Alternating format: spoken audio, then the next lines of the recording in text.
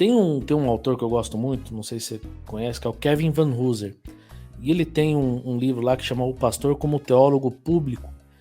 E ele fala que todo pastor é um teólogo público, né? Alguns amigos também confirmam isso e acham que todo pastor ele é um teólogo público desde o momento que ele vai pregar na sua igreja ou num aconselhamento, ou até fazer movimentos missionários, ou entra no debate público como um todo.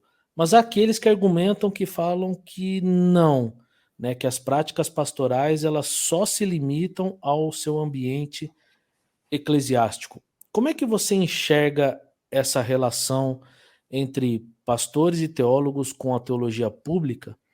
E o que é, de fato, teologia pública e como ela se manifesta na atuação ministerial dos pastores, dos teólogos, quando a gente toca em questões sociais e políticas? Conheço a obra do Husserl, um dos livros que mais me impactaram, inclusive, um livro magistral. E acredito, eu concordo com a tese dele, de que todo pastor é um teólogo público na medida em que fala para um público. Sim. E forma um pensamento teológico, e forma um pensamento teológico e compartilha esse pensamento teológico com o público. Podem ser 2 pessoas, 3 pessoas, 5 pessoas ou mais. Então, eu acredito nessa tese, acho que todo pastor é um teólogo porque está fazendo teologia. Agora, a grande questão é se está fazendo teologia boa ou ruim, né? A gente sabe que tem, por exemplo, igrejas, igrejas evangélicas em que os caras estão fazendo teologia, mas teologia nefasta, teologia ruim, Sim. teologia antibíblica, né? Teologia que aprisiona o povo, teologia que afasta as pessoas da graça de Cristo, né? Do evangelho.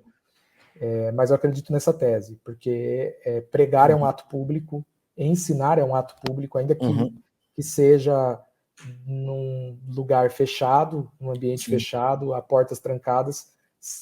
Eu acredito que ninguém prega para as paredes, né? Se você fala para 1, 2, 3 pessoas, você está falando para um público, e esse público vai, de uma forma ou de outra, replicar esse pensamento teológico para o seu pai, para a esposa, para o amigo no trabalho. Ou seja, quando um pastor prega para um público, ou ensina um público, independente do tamanho desse público, essa teologia que ele está desenvolvendo, que ele está compartilhando, boa ou ruim, ela vai correr solta. E ela vai alcançar muitas outras pessoas, né? Exato. Porém, alguns pastores que acabam recebendo o chamado da parte de Deus para atuar na esfera pública.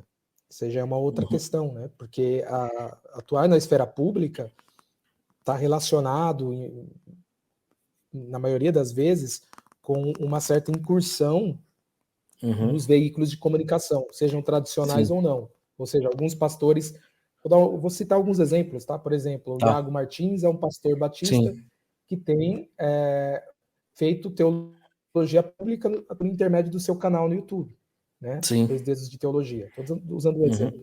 E há outros pastores que acabam tendo uma incursão maior nos veículos de imprensa tradicional. Por exemplo, eu mesmo tenho feito trabalhos, não escrito necessariamente sobre teologia, mas estou lá como um pastor, escrevendo para um veículo como a Veja. Então, penso que existe sim uma atuação de alguns pastores na esfera pública, ou seja, acaba alcançando um número muito maior de pessoas.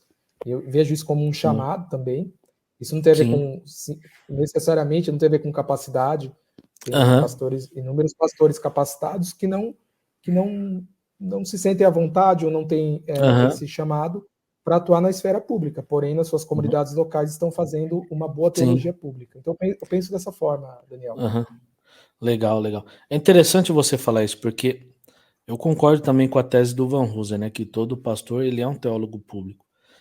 Até porque tudo aquilo que você ensina dentro da comunidade, em um dado momento, ela vai colocar aquilo que você ensina em prática, seja um ensinamento bom ou ruim, né? E um outro ponto que pega muito a sociedade atual que nós vivemos é hoje você está pregando na igreja ali para 4 paredes, para um público, mas você agora você transmite essa mensagem também online, né? Então ela já tem um destaque que transcende as 4 paredes pela qual você está pregando. Então você pode estar pregando para um público de 50 pessoas presencialmente, mas tendo um alcance de 500 pessoas, né? Exatamente.